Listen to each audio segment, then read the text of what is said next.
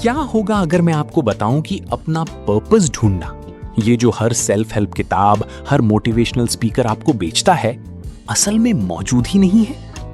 रुकिए, इससे पहले कि आप वीडियो बंद करें, एक सवाल का जवाब दीजिए। आपने अपनी जिंदगी में कितनी बार गूगल किया है how to find my purpose in life? 1 बार, 10 बार, 100 बार?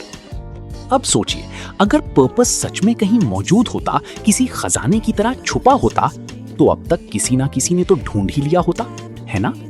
लेकिन नहीं ढूंढा। क्यों? क्योंकि पर्पस कोई ऐसी चीज नहीं जो आप ढूंढते हैं, ये कोई ऐसी चीज है जो आप बनाते हैं। और यहीं से शुरू होती है असली उलझन। हम सबको सिखाया गया है कि कहीं ना कहीं किसी कोने में एक सही जिंदगी पहले से लिखी हुई है, बस हमें उसे ढूंढना है। स्कूल में हमसे पूछा जाता है, बड़े होकर क्या बनोगे? जैसे कोई एक सही जवाब पहले से तय हो। और जब हम बड़े होते हैं, वही सवाल शक्ल बदल देता है, जिंदगी में तुम्हारा पर्पस क्या है?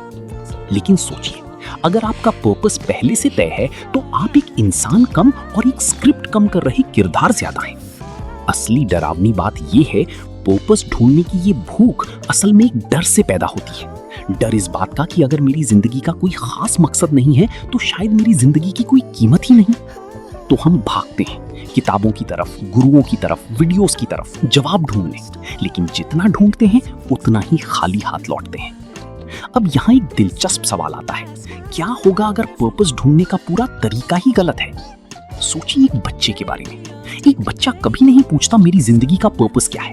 वो बस खेलता है, बनाता है, बिगाड़ता है, दोबारा बनाता है। उसके लिए मतलब खोजने की जरूरत ही नहीं, क्योंकि वो हर पल में मतलब बना रहा होता है।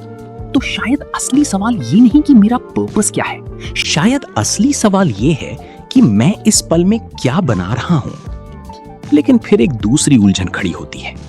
अगर पर्पस सच में हम ही बनाते हैं, तो क्या इसका मतलब ये नहीं कि हम खुद को धोखा दे रहे हैं?